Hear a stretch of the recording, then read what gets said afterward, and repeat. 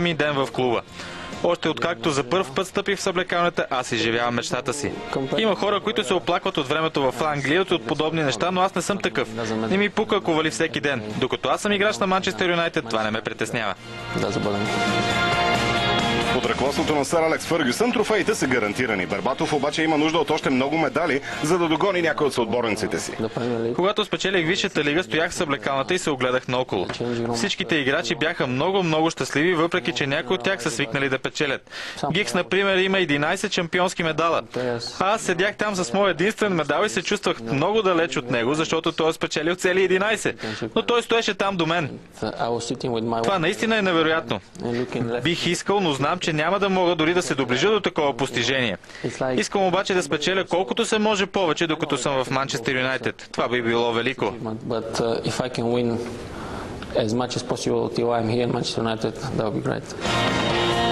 След напускането на Кристиано Роналдо, изглеждаше, че Манчестър Юнайтед ще трябва да се бори с сериозни трудности.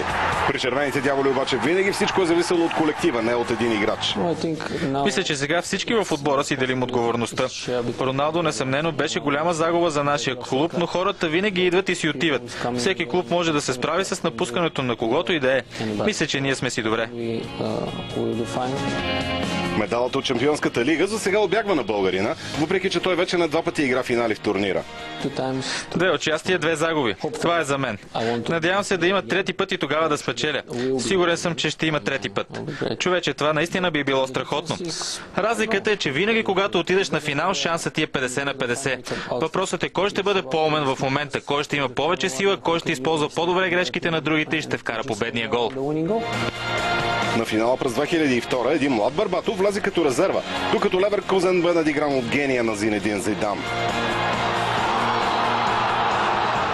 Аз бях на скамейката и гледах. Мислих си, че това просто е мач като всеки друг. Бях просто едно младо и глупаво момче. После треньорът ми каза да загрявам и сърцето ми започна да бие диво. Минутата, в която стъпих на терена, вече знаех, че няма да я забравя никога повече.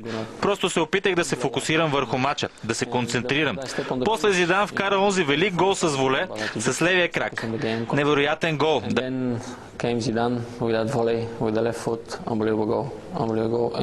Да вкараш такова попадение на финал в Шампионската лига сигурно е невероятно чувство. Все още обаче вярвам, че ние не заслужавахме да загубим.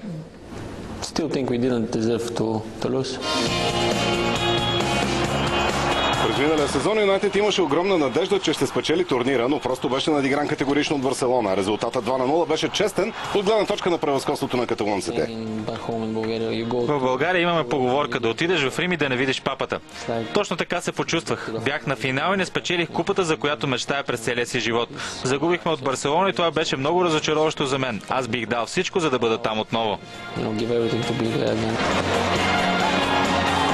Настоящата кампания в Шампионската лига отново е успешна за Юнайтед. Каква е тайната на тяхното постоянство в този турнир? Мисля, че се справяме толкова добре, защото имаме много добър отбор. Толкова просто е. Един добър отбор се представя добре на терена. Извън терена също е важно как се държи тима. В съблекалнята, например. Ние сме приятели, разбираме се добре, шегуваме се. Когато обаче трябва да тренираме и да играем, знаем какво трябва да направим. Разбира се, имаме и този велик мениджър, който знае как да ни мотивира, който говори с всеки от нас по всяко време и с всеки се отнася различно. Всички си имаме различно мнение, различен поглед върху нещата, върху играта. Мисля, че на това се дължи всичко. Всички осъзнаваме, че играем за Манчестър Юнайтед. Знаем какво означава това и даваме 100% от себе си. В крайна сметка, когато матчът приключи, причината да печелим е, че се подкрепяме един друг. Когато погледнеш наляво или надясно, виждаш играч, който ще ти помогне с каквото е нужно във всеки един момент.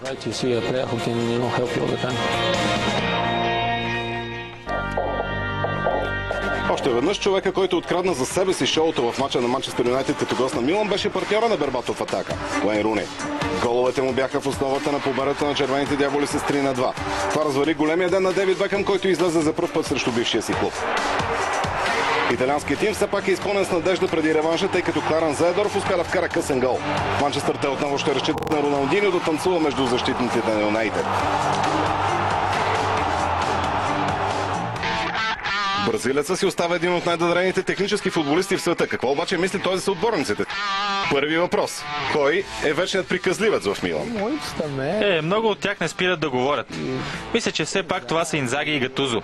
Gattuso. Винаги си говоря с тях. Assim que estão sempre conversando. Всички знаят, че не спираш да се усмихваш. Кой друг в състава е такъв веселяк? São muitos, acho. Отново са много, но мисля, че пак трябва да кажа Гатузо, а също така и Пато. Pessoas que eu tô. Това са играчите, които изглеждат винаги щастливи. Никога не ги виждаш в лошо настроение. Винаги ти е приятно да говориш с тях. Eles são as pessoas que eu acho que são mais alto astral.